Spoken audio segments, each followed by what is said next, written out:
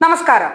ഹിന്ദു മതത്തെ തെറി പറയുകയും സനാതന ധർമ്മത്തെ താഴ്ത്തിക്കെട്ടുകയും ചെയ്യുന്നതാണ് പ്രോഗ്രസീവ് ചിന്താഗതി എന്ന് വിചാരിച്ചു വെച്ചിരിക്കുന്ന ഒരു കൂട്ടം ആളുകൾ ഹൈന്ദവ വിശ്വാസത്തെ തകർക്കാനുള്ള ശ്രമങ്ങൾ തുടങ്ങിയിട്ട് നാളു കുറച്ചായി. അതിനു മുന്നിൽ നിന്ന് നേതൃത്വം നൽകുന്നതാകട്ടെ രാജ്യത്തിന്റെ പ്രതിപക്ഷ നേതാവ് എന്ന് സ്വയം വിശേഷിപ്പിക്കുന്ന പപ്പുമോന്. എന്ന് ഹിന്ദു ആക്ഷേപം ആരൊക്കെ നടത്താൻ തുടങ്ങിയോ ആ സമയം തൊട്ട് അത്തരം പാർട്ടികൾ ക്ഷയിക്കാൻ തുടങ്ങി എന്ന കാര്യം ഓർമ്മിപ്പിച്ചു കൊള്ളട്ടെ.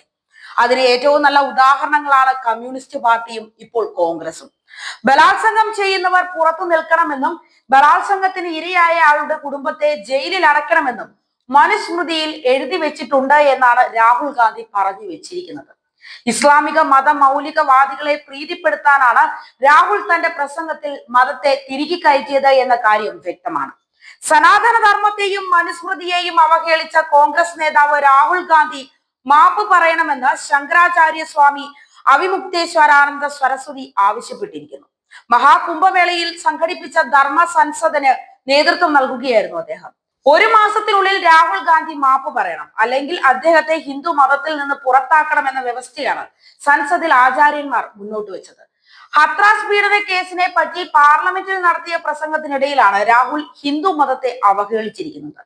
ബലാത്സംഗത്തിന് ഇരയായ പെൺകുട്ടിയുടെ കുടുംബം പോലീസ് നിരീക്ഷണത്തിൽ അവരുടെ വീട്ടിൽ ഒതുങ്ങിക്കഴിയുകയാണ് എന്നും അതേസമയം ബലാത്സംഗ പ്രതികൾ സ്വതന്ത്രമായി വിഹരിക്കുകയാണ് എന്നും പറഞ്ഞ രാഹുൽ പിന്നീടുള്ള തന്റെ വാക്കുകളിൽ സനാതന ധർമ്മത്തെ അവഹേളിക്കുന്ന കാര്യങ്ങൾ കൂടി ഉൾപ്പെടുത്തുകയായിരുന്നു.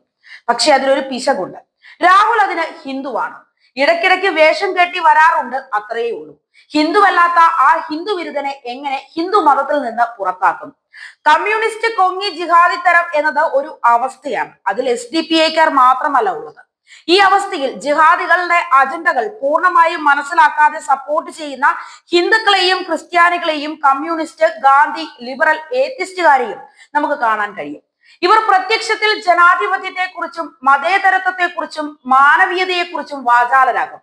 പക്ഷേ ഇന്ത്യ സനാതന വിരുദ്ധതയാണ് ഇവരുടെ പിന്നിലെ ഡ്രൈവിംഗ് ഫോഴ്സ്. ഇന്ത്യയുടെ ഏത് നേട്ടങ്ങളെയും ഇവർ ചെറുതായി കാണും, അല്ല എങ്കിൽ പുച്ഛിച്ചു തള്ളും. ഇന്ത്യയുടെ കോട്ടങ്ങളെ അവർ പെരുപ്പിച്ച് കാണിക്കുകയും ചെയ്യും, അല്ലെങ്കിൽ ആഘോഷിക്കും.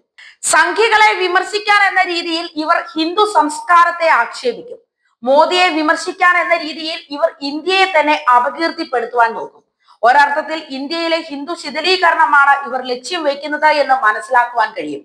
പക്ഷെ വളരെ ഭീതിപ്പെടുത്തുന്ന ഒരു കാര്യമുണ്ട്. കേരളത്തിൽ വളരെ പുരോഗമനവാദികളെന്നും മതേതരരെന്നും അഭിമാനിക്കുന്ന ഒരു വലിയ ജനസംഖ്യ ഇവരുടെ അജണ്ട എന്താണ് എന്നറിയാതെ ഇവരുടെ താളത്തിനൊത്ത് ആടിക്കൊണ്ടിരിക്കുകയാണ്.